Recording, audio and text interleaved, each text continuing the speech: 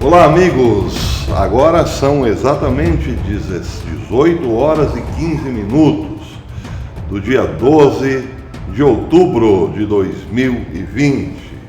Feriado nacional, vídeo da tarde aqui no canal Professor Belém. Imaginem os amigos dirigindo-se a um caixa eletrônico para sacar alguns caraminguás, daqueles azuizinhos. Se não me engano é azulzinha, a nota de 100, e encontrar estampada na nota o carimbo do seu amigo Lula. Imaginaram? Imagine o sujeito que vai sacar R$1.000 em nota de 100. Do seu amigo Lula. Coincidentemente, na mesma semana, ou uns dias depois, da soltura de um chefe do tráfico brasileiro, do PCC, por exemplo, a sensação de impunidade seria muito grande, com certeza. A sacar as notas do seu amigo Lula, teríamos total certeza de que o crime compensa. Bem, ainda não é o caso, mas isso aconteceu no México. A semana que passou foi identificado exatamente isso. O povo foi sacar um dinheiro no caixa eletrônico e as notas novinhas saíram assim, como vocês estão vendo aqui no vídeo, de seu amigo JGL. As iniciais são de Joaquim Guzmán Loera, mais conhecido por El Chapo, o maior traficante de cocaína do mundo, entorpecentes.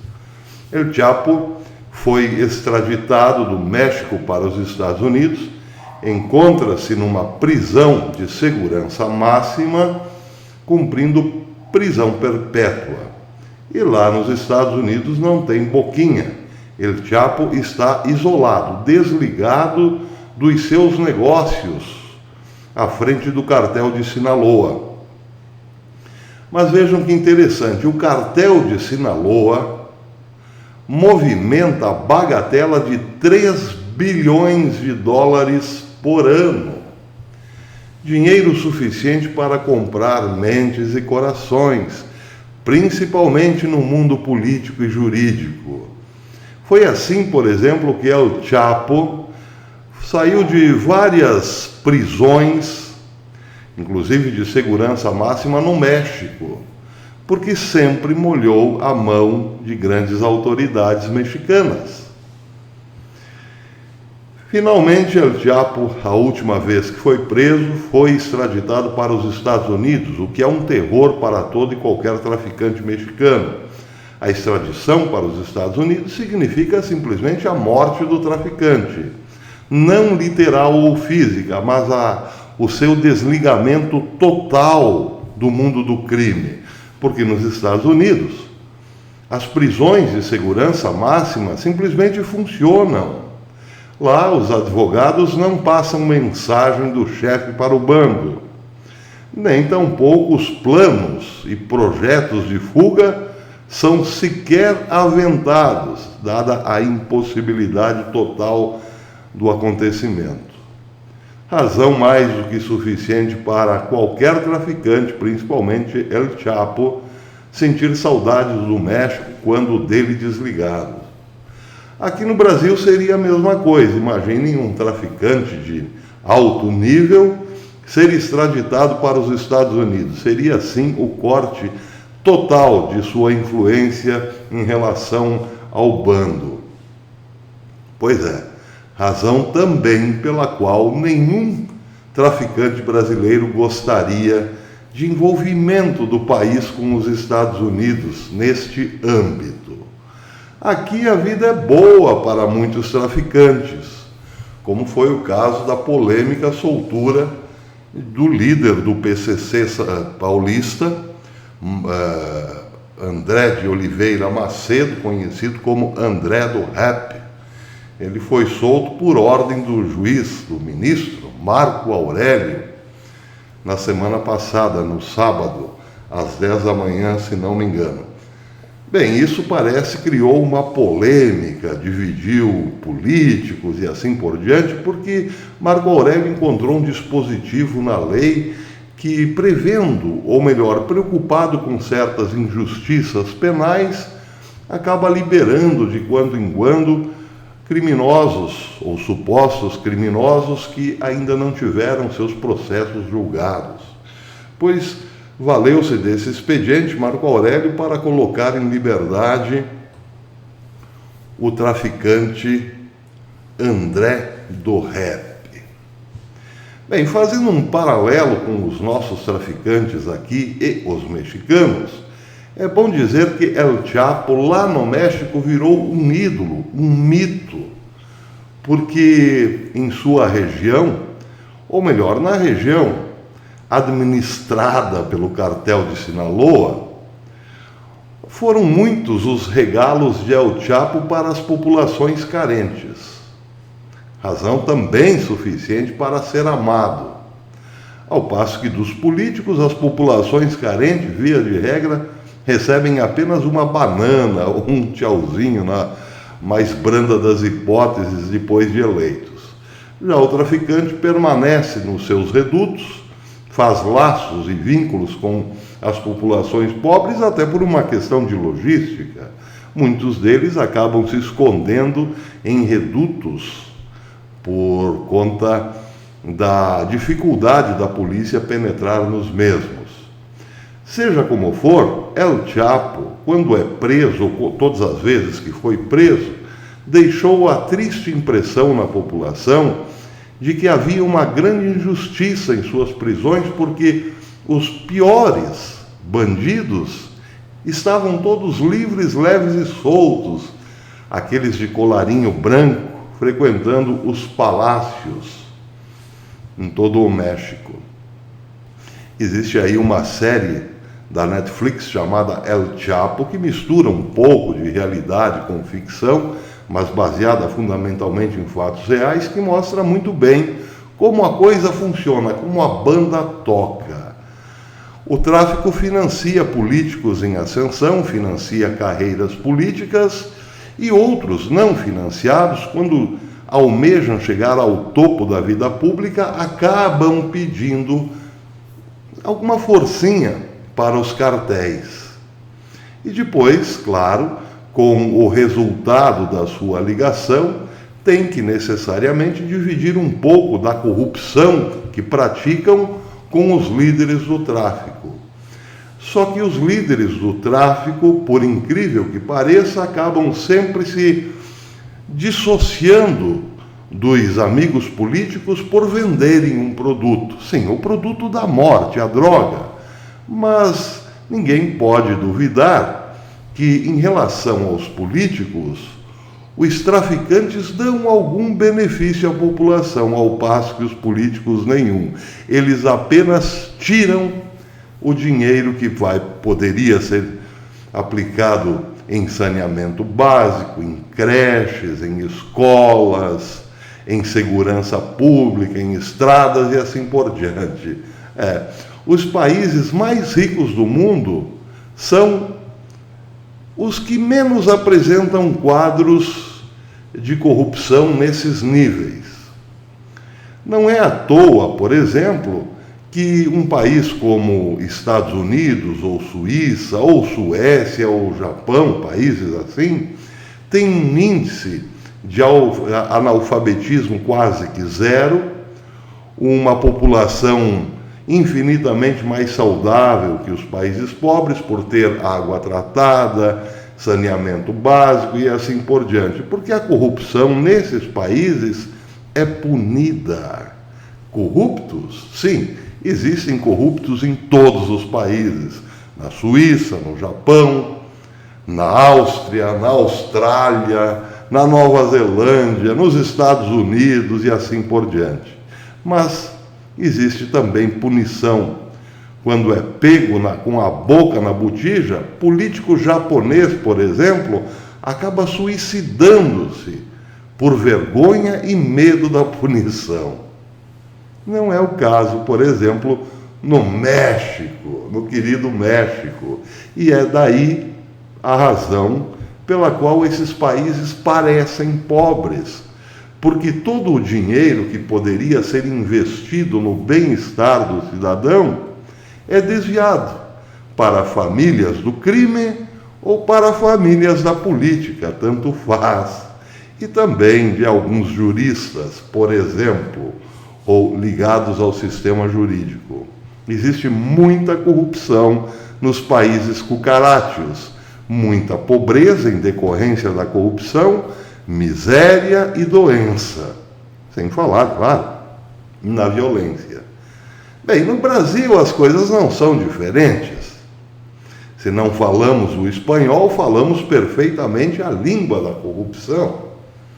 Não é de hoje que aqui grandes e notórios bandidos são colocados em liberdade através de passes de mágica que nem políticos mexicanos ou juízes mexicanos ousaram fazer, né? Nem mesmo lá na Colômbia. Na Colômbia, nos tempos de Pepe Escobar, os juízes explodiam, simplesmente explodiam, porque não aceitavam, por exemplo, as ordens do tráfico. Bem, mas voltando a El Chapo, quem teria dado a ordem para que as notas fossem carimbadas com as suas iniciais? Teria sido o próprio El Chapo? Não, certamente não, porque El Chapo, lá dos Estados Unidos, não teria essa liberdade para comunicar-se com o cartel de Sinaloa e dar a ordem. É bom lembrar que El Chapo tem um herdeiro na direção do cartel de Sinaloa, assim como outros chefes que lhe prometem ou lhe juraram fidelidade. Pode ser que tudo tenha, sim, partido da mente de um de seus filhos. Para quê? Para manter viva a presença, ou o nome, ou a lembrança de El Chapo, para que outros cartéis também lembrem que, embora preso nos Estados Unidos, El Chapo continua tirando o sono dos inimigos, continua tendo poder, evidentemente. Mas arrisco eu a dizer aqui desta bancada, sim, arrisco, por minha conta e risco, digo que tudo isso pode ser também uma forma de manter viva a esperança de que, uma vez Donald Trump fora da presidência e com o retorno dos democratas, El Chapo tenha uma chance, quem sabe, de fugir por algum túnel, por assim dizer, da prisão de Nova York em que se encontra hospedado. Claro, é delírio da minha parte, dirão muitos, e provavelmente é. Mas o fato é que tem muita gente comemorando pesquisas estranhíssimas que a grande mídia solta hoje pelo mundo, dizendo que Biden é o cara que subiu, que passou o Trump e o deixou na saudade.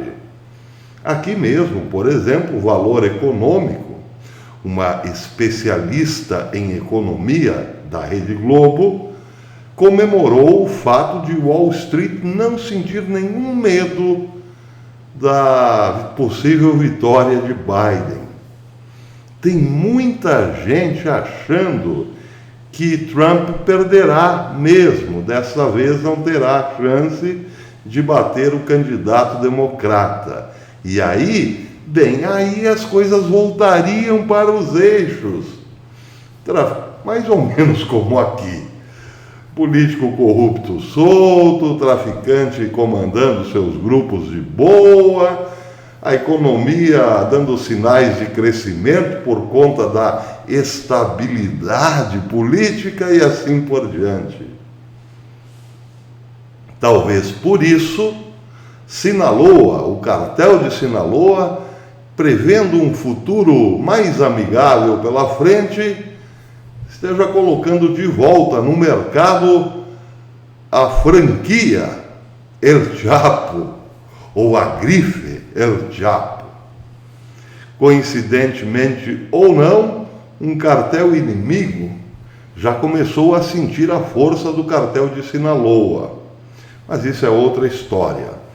O fato, meus amigos, é que ninguém poderá esquecer de El Chapo enquanto circular na praça notas com o seu nome. E essas notas nem poderão ser excluídas, porque a lei lá no México não faz nenhuma observação sobre rabiscos, carimbos, outros nas cédulas de papel. Pois é, já pensaram se a moda pega por aqui? O que terá de nota fazendo propaganda para prefeito de capital, por exemplo? Ou então até mesmo aquele senhor que eu acabei citando no começo do vídeo, uma forma de voltar às luzes da ribalta, por assim dizer. Bem, delírios à parte, fato é que o cartel de Sinaloa já financiou muito político por aí. Até porque uma empresa, uma multinacional das drogas como o cartel de Sinaloa, que arrecada 3 bilhões de dólares por ano, precisa sim precisa de muita lavanderia nesse mundo. E uma das melhores ou mais eficazes formas de lavagem de dinheiro é sim via política.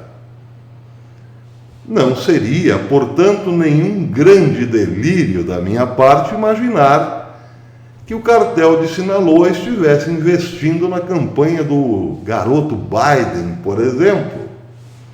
Porque, afinal de contas, supõe-se que dos democratas pode haver, sim, muita colaboração com os doadores, sejam eles quem for. Porque os democratas, não é novidade para ninguém, recebem muito dinheiro de outro senhor que tem uma ficha corrida em que nada deve para El Chapo, por exemplo, o senhor Jorge Soros. Quem não sabe disso? Quem não sabe que Jorge Soros está despejando milhões e milhões na campanha de Biden?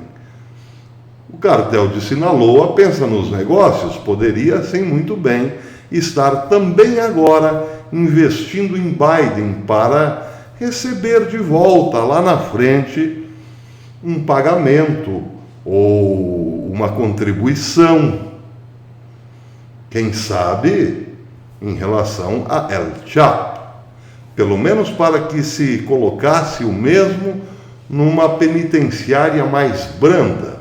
Tudo é possível imaginar quando certos partidos estão lutando pela hegemonia do poder, como é o caso lá nos Estados Unidos do Partido Democrata.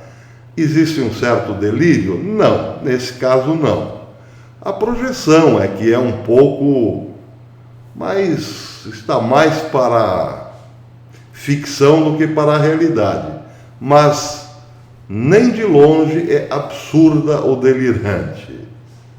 É bem possível, sim, que o cartel de Sinaloa esteja despejando dinheiros lá para os lados do Partido Democrata norte-americano. E quem sabe as notas do amigo El Chapo sejam um prenúncio de que o mundo mudará e muito daqui para frente. Porque uma vez que Biden, os democratas, voltem ao poder, claro que o projeto de esquerdização do mundo precisará e muito dessa gente aí, como El Chapo, por exemplo. É isso aí. Bem, hoje era para voltarmos com o Brasil agora, mas como era feriado, Dona Lucimar disse não, feriado eu não trabalho, voltamos amanhã. Então tá, Ela que manda, a juíza aqui nesta casa é Dona Lucimar Neiva. Voltamos então, Brasil Agora volta amanhã, 9h30 da noite. Se não for feriado, acho que não é. Até depois.